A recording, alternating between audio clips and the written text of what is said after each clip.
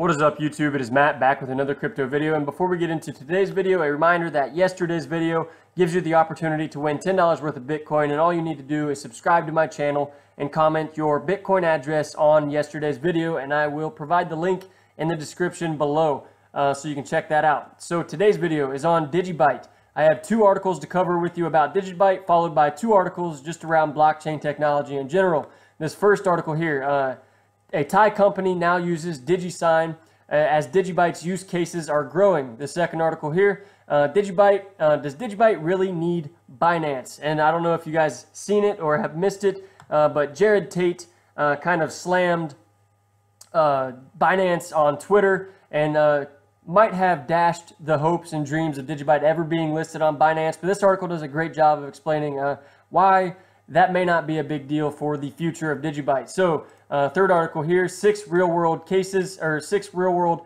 blockchain technology use cases and applications that you can bank on, followed by this last article here, the agriculture supply chain can massively benefit from blockchain. So back to the first article, a Thai company now uses Digusign as DigiByte's use cases are growing.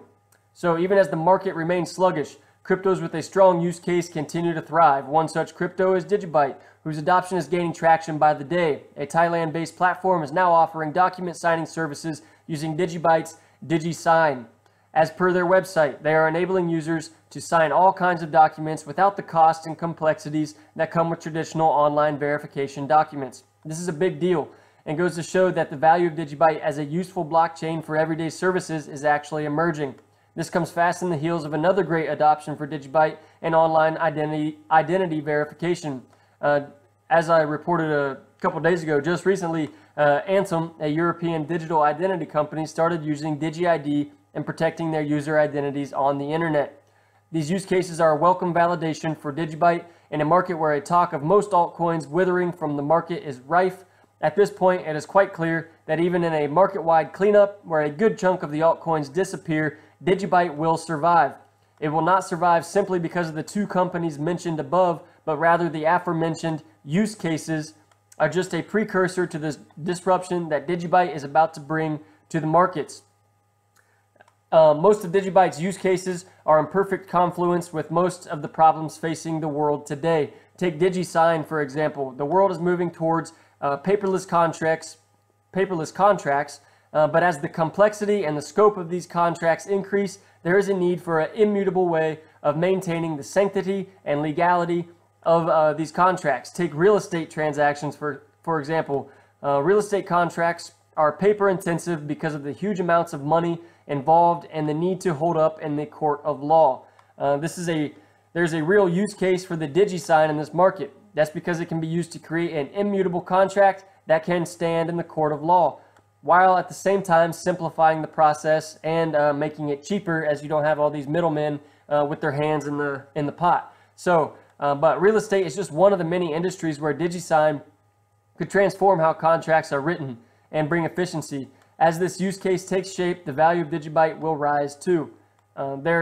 Then there's the issue of identity theft online. As the issue of identity theft becomes more sophisticated, there is a need for a more foolproof way for people to verify their identity on the internet. Digi-ID is the perfect solution to this problem. With Digi-ID, it is possible for an individual to have an unchangeable and verifiable identity online. This could gain wide adoption in banking, social media, and others that industries where an immutable digital identity is necessary. With such a strong use case, DigiByte is one of the few blockchains that could see significant gains as depth, not height, becomes the measure of value in the crypto space. 5 years from now, this whole space could be dominated by under 30 projects, and you can be sure that DigiByte will be one of them as its use cases go beyond the hype and the use cases go beyond the hype that characterize the market today. And really, this is a very important part to pay attention to, that in 5 years, I agree that there could be 30 projects or less. I know right now on CoinMarketCap, there's almost 2,000, if not over 2,000 different altcoins that you have the option to purchase. But really, a couple years time from now, a lot of them will not be there. I mean, just take a look at just the top 100 and scroll through, and you can guarantee that probably at least 80% of these will not be here in the next couple of years. And when you're betting on ones that will be here, I mean, you got to really look within the top 50 and really look at the partnerships, because if coins are being released today or last week or whatever, and they don't have any strong partnerships, they're not going to be here in the future. If they don't have a strong real world use case that's already being adopted, they're not going to be here in the future. I mean, look at Ripple and XRP with partnerships with over hundreds of banks. You can almost bet that they're still going to be there because they've dominated the partnership in the financial industry. Stellar, same thing. They're partnering with banks. They partner with IBM. Tron partner with Twitter, partner with Pornhub. These are the kinds of things you need to look for if you're going to invest into cryptocurrency, is people that have already established themselves today. I mean, you can't be just looking for the next coin that's going to come out and make you a millionaire, because realistically, I think the ones that will be dominant in the future are already here and already have established. So it's important to pay attention who's making these big partnerships and who is making these real world use cases that we're seeing, like DigiByte with their Digi-ID being adopted by Antum, a European digital identity company, and now their Digusign technology being adopted in Thailand, which could revolutionize online contracts, having DigiByte using the DigiByte Digusign system. So really, again, it's not financial advice, but you guys need to do your research before you invest in these currencies, and look for ones that already have well-established partnerships or a well-established real-world use case. So this second article here, does DigiByte really need Binance? The DigiByte community has in the past made several petitions to have the coin listed on Binance. However, yesterday that dream pretty much just went under after a Twitter outburst by Jared Tate directed at the Binance CEO. Jared's outburst was with regards to the CEO's comments on Digusign and his supposed ignorance of Digusign. Jared took a jab at Binance, implying that it accepts payments in order to list scammy tokens and take a look at the tweet below. So this is what the CEO of Binance said. He said, Digusign is such a nice service/business primed to be blockchainized too. So this kind of irritated Jared Tate, because Digusign has already been around, and apparently the CEO of Binance was unaware of that. So Jared Tate said, we did it 2 years ago with Digusign, but hey, maybe one day Binance will understand true innovation and not just how to make tainted money off pure pump and dump scams while moving his business from one jurisdiction to the other. And that was certainly a low blow coming from Jared Tate, but will it have an effect on the value of DigiByte in the future? So Jared's tweet has been received with mixed reactions from the DigiByte community, with some feeling like it has sunk any hopes of DigiByte getting listed on Binance. The big question now is, does DigiByte need Binance? Well, in the short term, there's a good chance that DigiByte might need Binance and all the other big exchanges. That's because these exchanges do come with an increased level of publicity that can help spur demand. There's a reason why coins are always angling to be listed on exchanges such as Binance and Coinbase. The marketing that comes with such listings is incredible. It makes more people aware of a crypto, thereby giving up demand or driving up demand. If it wasn't important, coins wouldn't be willing to part with millions of dollars to get listed. However, in the long term, DigiByte might not need Binance. That's because the future is in decentralized exchanges. Thanks to atomic swaps, the future of cryptos will be in peer-to-peer transfers without the need for a third party. It is not only cheaper, but it's also more secure. This year alone, several major exchanges have been hacked or faced hacking attempts, and there is no guarantees that centralized exchanges will not be the target for hackers in the future. There is also the fact that most centralized exchanges now require know your customer compliance, which pretty much eliminates the whole idea of exchanges in the first place. As decentralized exchanges start to gain in the market dominance, strong altcoins like DigiByte that are not so much reliant on hype will thrive. But even in the short term, it's not all doom and gloom for DigiByte now that Binance is out of the question. DigiByte is already listed on several major exchanges, and more are listing it.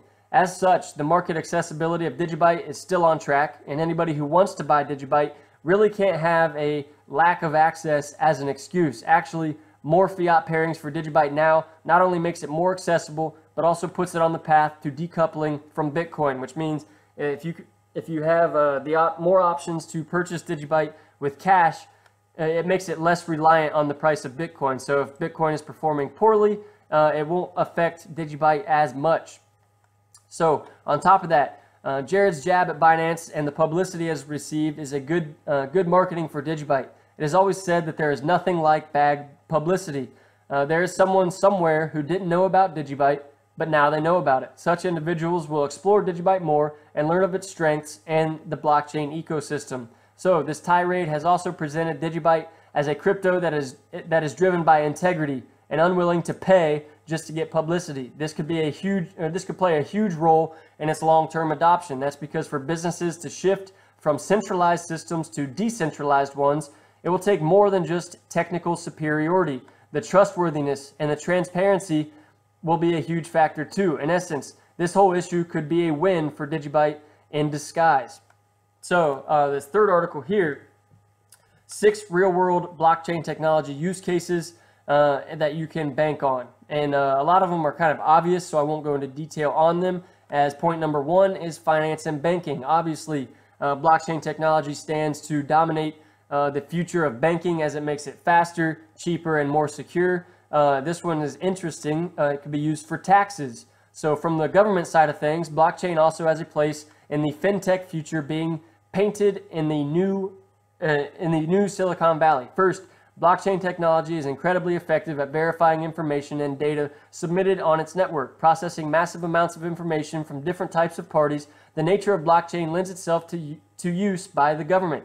A government agency could convert blockchain technology into a component of the tax system with relative ease. And I would certainly be happy if they did that and we didn't have to pay people to do taxes for us or spend the time and energy to do it ourselves via TurboTax or some other software or whatever. You know, if they could just simply have my W-2 uploaded into the blockchain and then figure out what my return is and then just give it to me, that would be benefit. It would be faster and more efficient. So the voting process. Blockchain has major implications for everyday function of many governments around the world. In particular, the technology could innovate the voting process in countries like the United States, where voter fraud and voter counting issues slowly work to undermine the legitimacy of the very elections which serve as the backbone of its democracy.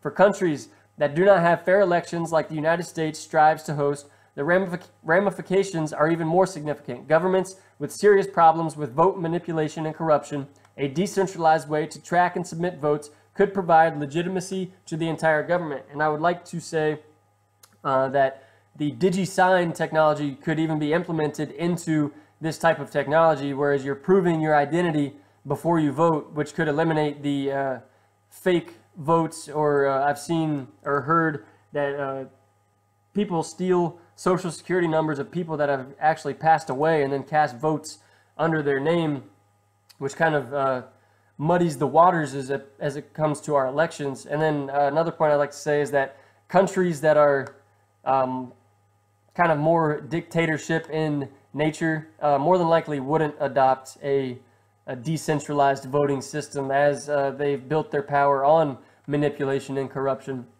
So, but who knows, in the future that could change. So this other point here is educational purposes. This sector is already being changed by blockchain technology, as some schools globally are working to use blockchain to store information relating to students' academic history and even students' degrees and distinctions. Because this technology allows for immutable and secure storage of multiple types of information, the blockchain helps to solve the problem of fraud and lying on job application process. It could even make it easier for colleges to evaluate high school students for applications. These last 2 points here we've kind of already touched on in the past, but they're still revolutionary in their own right. So supply chain innovation, as we can see with IOTA and VeChain, they're looking to track the production of goods from the time of manufacture to the time it's on the store shelves. IBM's looking to track global shipping, so from the time it leaves the manufacturer to the time it arrives at its destination. it definitely stands to benefit the whole supply chain and the whole economic trading system of the entire world. And this last point here, healthcare, it would definitely streamline healthcare services if everyone's patient data was stored on the blockchain. It would be immutable, non-changeable, and whenever you go to a new doctor, they could simply view your your specific chain or block of the blockchain and know everything about you that they need to know. So it would just streamline the healthcare process. So this last article I have for you here is the agriculture supply chain can massively benefit from blockchain. As U.S. consumers go to the grocery store and buy chicken as a U.S. consumer goes to the grocery store and buys chicken for his evening dinner, he must trust that the chicken is safe and that it has been inspected by the USDA and has been inspected by USDA experts and it is okay to eat. But he knows nothing about the origin of the chicken, how it was grown, or whose hands went into it on its way to the grocery store shelf.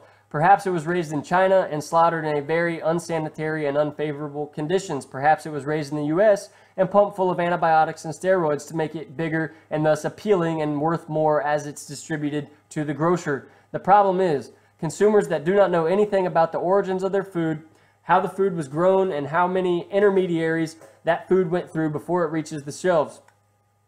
And now they are rebelling. It has taken a few major scandals to put the spotlight on the issue, such as the European horse meat scandal of 2015 and the numerous more minor ones, such as recalls of food for E. coli and salmonella contamination.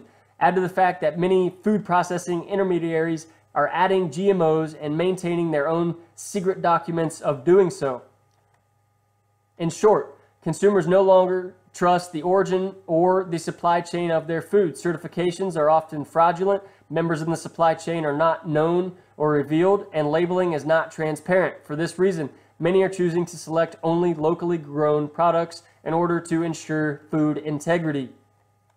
Can blockchain provide a solution? There's been a lot of hype about blockchain in recent years. While it began as a technology to provide transparency and security for cryptocurrency transactions, it is rapidly moving into other sectors. The reason? The technology can provide a permanent, immutable record of contracts, transactions, documents, and supply chain movement, and more. All major industries are exploring the potential of blockchain, and this includes agribusiness.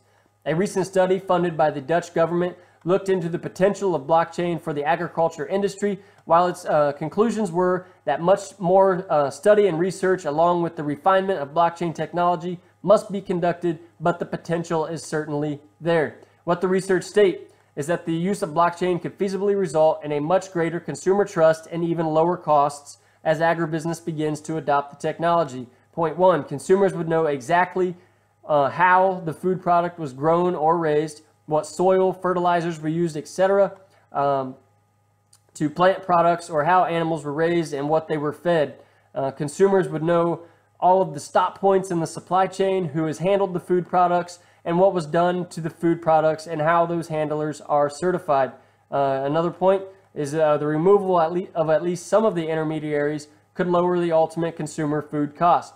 And last point they came up with here is greater trust in global food growers and suppliers would be established because fraudulent certifications and labeling could be eliminated. The study included one case use of the blockchain from the growing conditions of table grapes in South Africa to the kitchen tables of European customers. The results were promising as the supply chain was recorded, stored in blocks, and made available to the consumers. Blockchain can help connect brands and retailers to the consumers. There are a big number of data solution companies that are trying to connect brands and consumers by providing fully transparent information about production of contents of food products ranging from chicken to veggies and even hemp oil, according to the Neoteric Nutra, with up to 50% of the consumers stating that they want current and honest information about the food products they buy. Brands would do well to heed to that demand and provide transparency. Blockchain can certainly help in that regard, as blockchain can reduce disruptions in the supply chain. No one can forget the mess that was the aftermath of Hurricane Katrina. The U.S. government was ill-prepared to respond to this disaster on many levels, and one of those levels was getting food and drinks to the victims. Foodstuffs that were meant for New Orleans ended up all over the country. Obviously, the supply chain was ineffective. Now, take this issue to a global level. When natural disaster occurs in one part of the world, everyone is impacted, and countries and companies must have a disaster reaction plan in case that nightmare should occur. Blockchain has potential here too. Victims need supplies, companies need suppliers.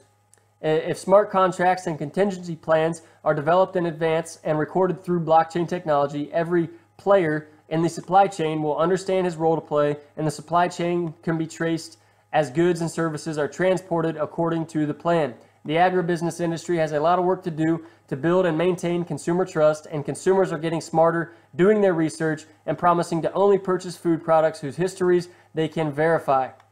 Using blockchain to provide the demand of transparency holds a lot of promise. Growers and processors would do well to get on board soon. And I agree with that 100%. So I apologize for the length of this video. I try to keep them under 15 minutes. Hopefully you guys made it this far. If you enjoyed it, hit the subscribe button, like it, share it, leave a comment, and I'll see you guys later.